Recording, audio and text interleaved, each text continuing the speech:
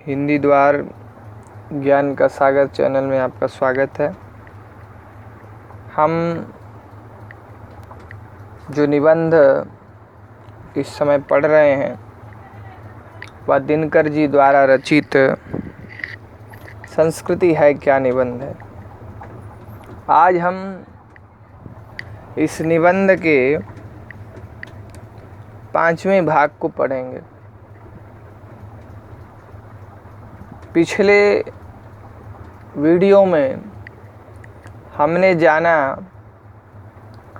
कि संस्कृति आदान प्रदान से विकसित होती है और विश्व के हर एक संस्कृति का दूसरे संस्कृति पर प्रभाव पड़ता है। एक सभ्यता की संस्कृति दूसरे सभ्यता को प्रभावित करती है। दुनिया की कोई भी जाति, कोई भी संस्कृति यह दावा नहीं कर सकती कि उसकी अपनी संस्कृति शुद्ध है, उस पर किसी अन्य का प्रभाव नहीं पड़ा है। ऐसा हमने पढ़ा। अब हम इस भाग 5 में आगे से पढ़ें। जो जाति केवल देना ही जानती है, लेना कुछ नहीं, उसकी संस्कृति का एक न एक दिन दिवाला निकल जाता है। इसके विपरीत जिस जलाशय के पानी लाने वाले दरवाजे खुले रहते हैं, उसकी संस्कृति कभी नहीं सूखती। उसमें सदा ही स्वच्छ जल लहराता रहता है और कमल के फूल खिलते रहते हैं। कूप मंडूकता और दुनिया से रूठ कर अलग बैठने का भाव संस्कृति को ले डूबता है। अक्सर देखा जाता है कि जब हम एक भाषा में किसी अद्भुत कला को विकसित होते देखते हैं, तब तुरंत पास पड़ोस में या संपर्क वाली दूसरी भाषा में हम उसके उत्स की खोज करने लगते हैं।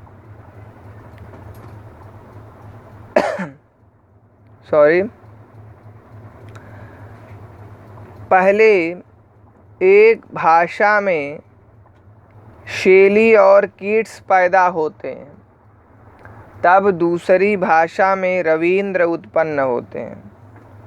पहले एक देश में बुद्ध होते हैं, तब दूसरे देश में ईसा मसीह का जन्म होता है।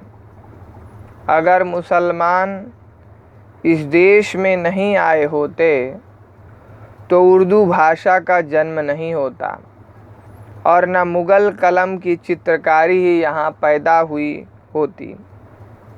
अगर यूरोप से भारत का संपर्क नहीं हुआ होता तो भारत की विचारधारा पर विज्ञान का प्रभाव देर से पड़ता और राम मोहन राय, दयानंद, रामकृष्ण परमहंस, विवेकानंद और गांधी में से कोई भी सुधारक उस समय जन्म नहीं लेते जिस समय उनका जन्म हुआ।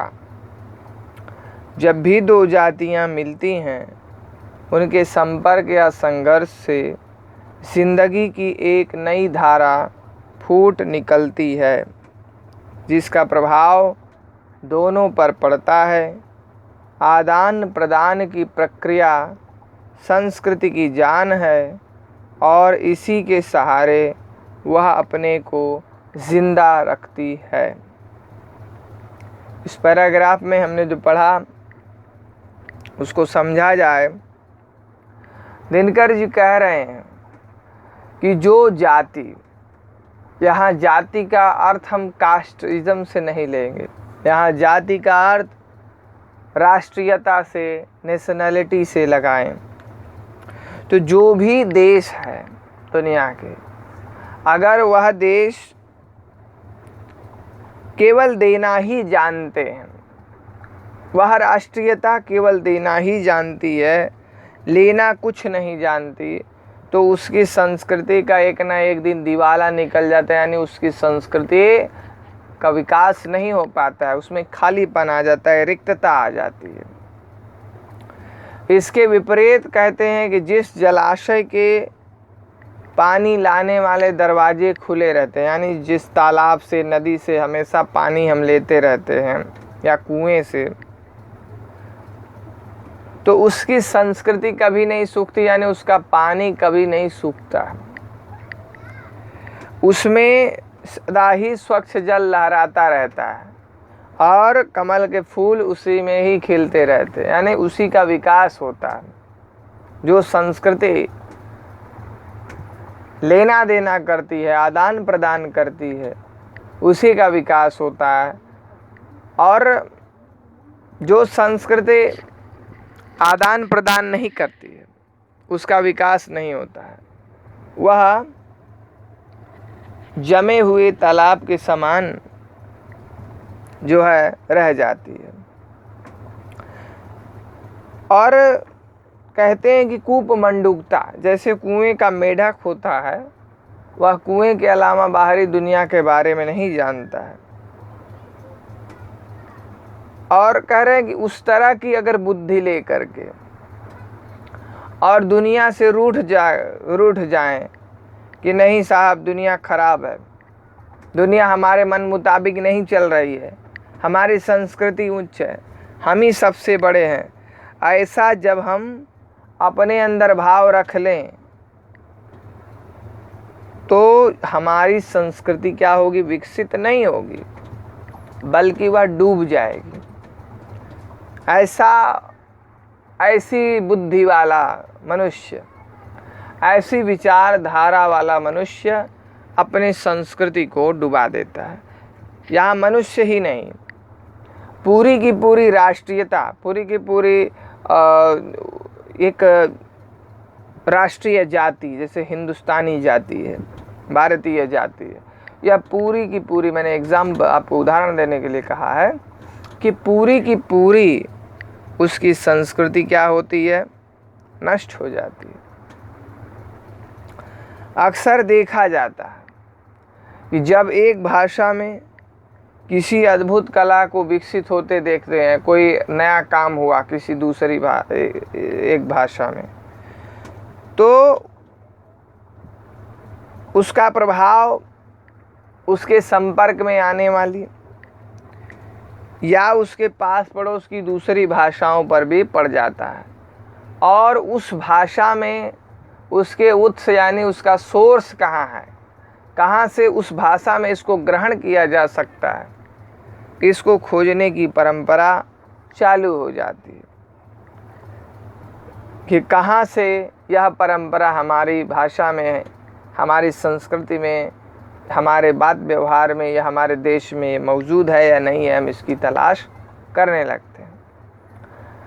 दिनकर जी उदाहरण देते हैं कि जब अंग्रेजी साहित्य में शेली और कीट्स जैसे कवि हुए, जो कि रोमांटिक युग के कवि थे, प्रकृति चित्रण करने वाले कवि थे, उनके आने के बाद शेली और कीट्स जब उस देश में पैदा हुए, वहाँ की काव्य संस्कृति विकसित हुई, काव्य आंदोलन चला, तो उसका प्रभाव हमारे भारतवर्ष में पड़ा। सबसे पहले बांग्ला भाषा में पड़ा, और इस तरह हमारे यहाँ रविंद्र जैसे जो है महाकवि हुए, जिन्होंने उस विचारधारा को, उस सामग्री को बांग्ला भाषा के माध्यम से खोजा। और दिनकर जी इस तथ्य को आगे स्पष्ट करते हुए कहते हैं कि अगर हमारे देश में मुसलमान नहीं आए होते यानी हिंदू मुसलमान का संपर्क नहीं होता तो उर्दू भाषा का जन्म नहीं होता, क्योंकि जो हिंदुस्तान की दिल्ली के आसपास की जो खड़ी बोली थी, उस खड़ी बोली में अरबी और फारसी के शब्दों को मिला करके एक नई शैली, एक नई स्टाइल की भाषा का निर्माण हुआ, वही उर्दू है।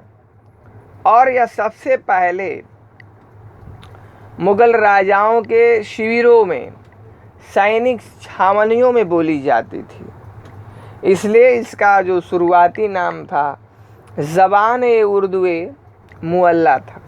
मैं फिर रिपीट कर दे रहा हूँ, शुरुआत में इस भाषा का नाम था ज़बान-ए-उर्दू मुअल्ला। मुअल्ला यानी शिविर, टेंट। तो उस सैनिक शिविर के विशेष की भाषा थी, क्योंकि वे विदेशी जो थे, अफ़गानी आदि, वह इससे अपनी भाषा के शब्दों को दिल्ली की इस खड़ी बोली में रखते चले गए। तो नई भाषा जो उर्दू हुई, और उसके साथ ही साथ मुग़ल कला का जन्म हुआ, मुग़ल चित्रकारी का यहाँ पर विकास हुआ, क्योंकि वहाँ के कलाकार, अफ़गान के कलाकार भारतवर्ष में आए, और भारतवर्ष के कलाकारों का जो भारतीय संस्कृति थी, उस संस्कृति और अफ़गान की संस्कृति, इसको इंडो इस्लामिक जो है आर्किटेक्चर कहते हैं, इस चित्रकारी का, इस स्थापत्य का यहाँ विकास हुआ। यानी मुसलमान नहीं आते तो यह संभव नहीं था, या एक नयापन जो आया हमारी संस्कृति में वह नहीं आता। और आगे कहते हैं कि अगर यूरोप से हमारे देश का संपर्क नहीं हुआ होता, अंग्रेज़ नहीं आते यहाँ पर, तो जो ज्ञान विज्ञान का प्रसार हुआ, हमारी विचारधारा पर वैज्ञानिक सोच हावी हुई, वह प्रभाव हमारे ऊपर बहुत देरी से पड़ता। वे नहीं कहते, ऐसा नहीं कहते कि नहीं पड़ता, पड़ता जरूर, लेकिन काफ़ी समय लग जाता। आगे कहते हैं कि राम मोहन राय जो समाज सुधारक थे, आप लोग बखूबी परिचित हैं, दयानंद, रामकृष्ण परमहंस, विवेकानंद और गांधी जी जैसे जो युग पुरुष उस युग में, उस कालखंड में जन्म लिए, उस युग में उनका जन्म नहीं होता। अब जन्म लेने का मतलब उनकी ये जो विचारधाराएं थी वे इस युग में नहीं होती। गांधी जी तो जन्म लेते, सब जन्म लेते, लेकिन वह विचारधारा नहीं होती, वैसी परिस्थिति नहीं होती, वैसा उनका मन मस्तिष्क नहीं होता। अब आगे कहते हैं कि जब भी दो जातियां मिलती हैं, उनके संपर्क या संघर्ष से, वे आपस में संघर्ष करें या संपर्क करें, यानी आसानी से मिल जाएं या युद्ध आदि की स्थितियों द्वारा मिलें, तो एक नई धारा फूट निकलती है जिसका प्रभाव दोनों पर पड़ता है। यानी जो आक्रांता हैं, जो बाहर से आए हैं, उनकी संस्कृति का प्रभाव उस देश पर पड़ता है, और उस देश की संस्कृति का प्रभाव, उस देश की विचारधारा का प्रभाव उन पर भी पड़ता है। इसलिए कहते हैं कि आदान प्रदान की प्रक्रिया संस्कृति की जान है, और इसी के सहारे वह अपने को जिंदा रखती है। जब तक आदान प्रदान नहीं होगा तब तक संस्कृति विकसित नहीं होगी, इसलिए वह उसकी जान है। यानी इसके बिना, आदान प्रदान के बिना संस्कृति क्या है, बेकार है, निर्जीव है, क्योंकि इसी के सहारे संस्कृति जो है जीवित रहती है, वह जो है निरंतर चलती रहती है। और इसके बाद दूसरे पैराग्राफ में हम जो है आगे बढ़ें, इसके पहले ही हम इस विषय को जान कर रखें कि संस्कृति हमने पहले ही पढ़ा कि संस्कृति निरंतर विकासशील है। विकास जैसे जैसे मानव सभ्यता का होता रहा है या हो रहा है और होता रहेगा, उसी तरह संस्कृति का भी विकास होता रहेगा। और इस कालखंड में आदान प्रदान के द्वारा ही सांस्कृतिक विकास होता होगा। अगर आदान प्रदान नहीं होगा तो संस्कृति का विकास नहीं होगा। मैं एक इसका एग्जाम्पल दूं, संस्कृत भाषा का। संस्कृत भाषा में पुराने समय में आदान प्रदान दोनों होता रहा। वैज्ञानिक युग में आकर के, अंग्रेजी कालखंड में आकर के एक तरह से संस्कृत भाषा रुक गई। जब मैकाले का अध्यादेश आया और अंग्रेजी भाषा हम पर हावी हुई, अंग्रेजी शिक्षा का प्रचार प्रसार हुआ, तो संस्कृत जैसी जो भाषाएं थी, अरबिक या पारसी जैसी जो भाषाएं थी, वह रुक गई और उनका उपयोग ज्ञान विज्ञान के माध्यम के रूप में आज नहीं हो रहा है। हमारे देश में तो नहीं हो रहा है, बाहर में हो रहा होगा पारसी वगैरह का, लेकिन संस्कृत भाषा विज्ञान पढ़ाने की भाषा आज नहीं है। आज वो केवल साहित्यिक भाषा बन करके रह गई। तो इसका कारण यह था कि उसमें उसने दिया तो बहुत कुछ, लेकिन उसको कुछ प्रदान नहीं किया गया। इस कारण वह अवहेलित हो गई, उसकी अवहेलना होती गई और आज उस माध्यम से पढ़ने वाले कोई नहीं है। आज के लिए इतना ही, फिर हम अपने नेक्स्ट वीडियो में मिलेंगे।